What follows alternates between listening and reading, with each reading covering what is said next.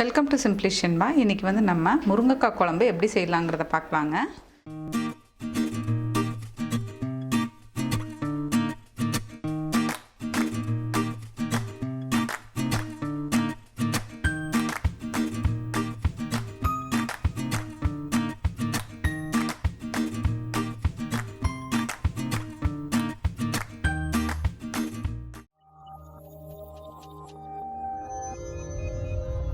நான் வந்து சின்னதாக முருங்கைக்காய் கட் பண்ணி வச்சுருக்கேன். இப்போ இதை வந்து நம்ம வேக வச்சுக்கலாம். ஒரு 2 டம்ளர் தண்ணி ஊற்றி முருங்கைக்காய் போட்டு ஃபஸ்ட்டு வேக வைக்கலாம். அடுப்பில் வந்து நான் ஒரு மண் சட்டி வச்சுருக்கேங்க. ஒரு 2 டம்ளர் தண்ணி விட்டுக்கலாம்.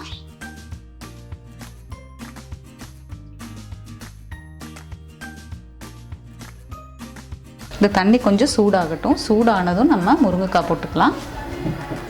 தண்ணி வந்து சூடாயிடுச்சு. இப்போ வந்து இதில் நம்ம முருங்கைக்காய் போட்டுக்கலாம்.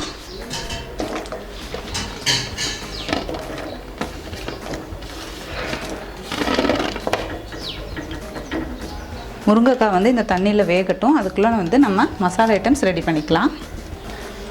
அடுப்பில் ஒரு கடாய் வச்சுருக்கேங்க. எண்ணெய் சேர்த்துக்கலாம். நான் கடலை எண்ணெய் எடுத்துக்கிறேன்.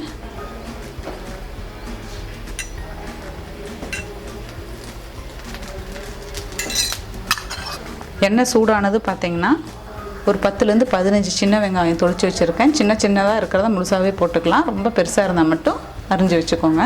இப்போ வந்து நம்ம வெங்காயத்தை சேர்த்துக்கலாம்.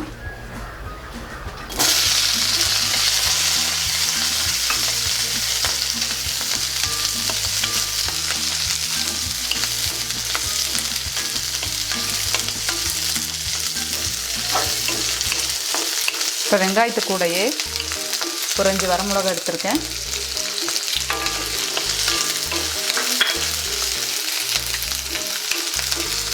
குருமிளகு ஒரு ஸ்பூன்,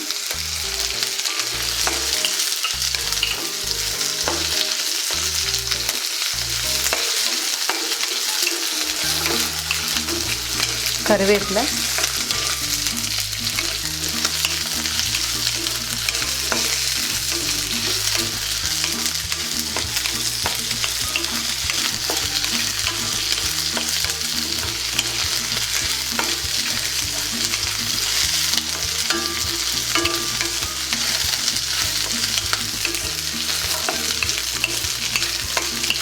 வெங்காயம் கொஞ்சம் வதங்கியிருக்கு. இப்போ வந்து நம்ம ஒரு ஸ்பூன் சீரகத்தை சேர்த்துக்கலாம்.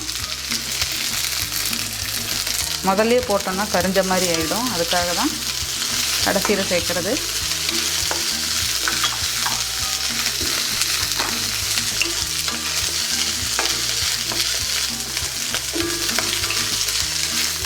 இது கூட ஒரே ஒரு தக்காளி எடுத்துக்கலாம்.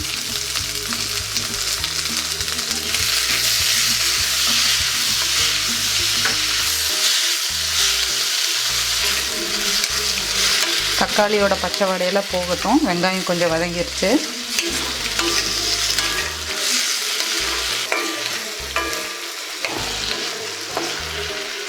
தக்காளியும் வந்து நல்லா வதங்கிருச்சு. இனி வந்து நம்ம அடுப்பை ஆஃப் பண்ணிடலாம்.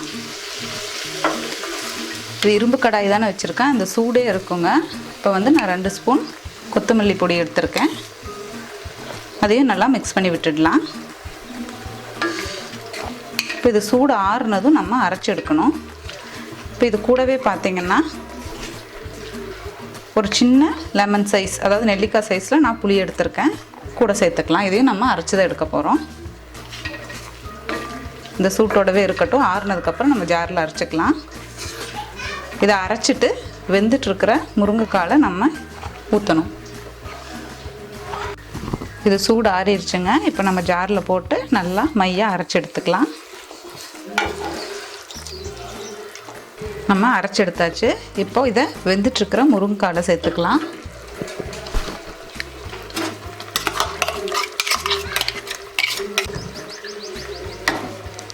இதை நம்ம நல்லா கலந்து விட்டுடலாம். இது கூட முருங்கைக்காய் கொஞ்சம் வெந்திருக்கு. இன்னும் லைட்டாக வேகணும். நம்ம உப்பு போடலாம். இதில் வந்து இப்போ உப்பு மஞ்சத்தூள் சேர்த்துக்கலாம். தூள்,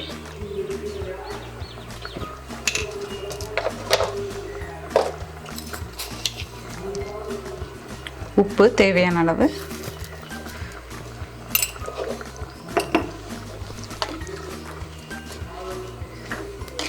இது நல்லா கொஞ்சம் கொதித்து வரட்டும். முருங்கைக்காய் இந்த காரம் எல்லாமே பிடிக்கட்டும். இதை கொஞ்ச நேரம் நம்ம மூடி வச்சிடலாம்.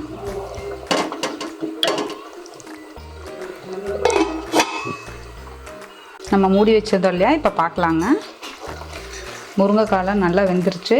இது பச்சை வடை எல்லாமே போயிடுச்சு. இதில் வந்து இப்போது தாளித்து இதில் நம்ம இப்போ கொட்டிக்கலாம். எண்ணெய் சூடாகிடுச்சு. இப்போ வந்து நம்ம கடுகு சேர்த்துக்கலாம்.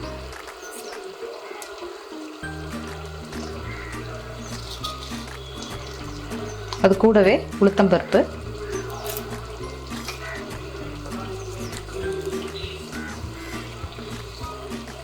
கருவேப்பிலை,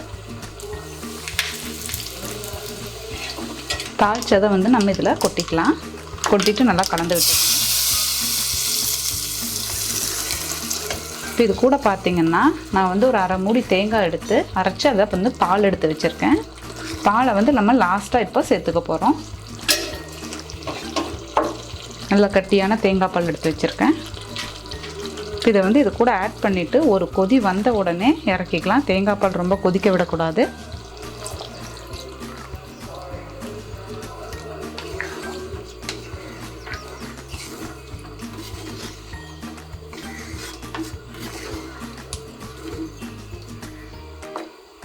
ஒரு கொதி வரட்டும். கொதிச்சிருச்சுங்க. ஒரு 2 நிமிஷம் தான் அதுக்குள்ளே கொதிச்சிரும். அப்போவே நம்ம ஆஃப் பண்ணிடலாம். இப்போ வந்து மல்லித்தலை மட்டும் மேலே தூவிக்கலாம். இந்த மாதிரி முருங்கைக்காய் குழம்பு செஞ்சு பாருங்கள். நல்லா டேஸ்ட்டாக இருக்கும். சாதத்துக்கும் நல்லாயிருக்கும், இட்லிக்கும் நல்லாயிருக்கும். எப்பவும் நம்ம யூஸ்வலாக பருப்பு போட்டு தான் வைப்போம். இந்த மாதிரி செய்யும்போது அவ்வளோ டேஸ்ட்டாக இருக்கும். நீங்கள் ட்ரை பண்ணி பார்த்துட்டு கமெண்ட் பண்ணுங்கள். சிம்பிளி ஷென்பா சேனலை சப்ஸ்கிரைப் பண்ணாதவங்க சப்ஸ்கிரைப் பண்ணிடுங்க. கூடவே பெல் பட்டனையும் ப்ரெஸ் பண்ணிடுங்க. தேங்க்யூ.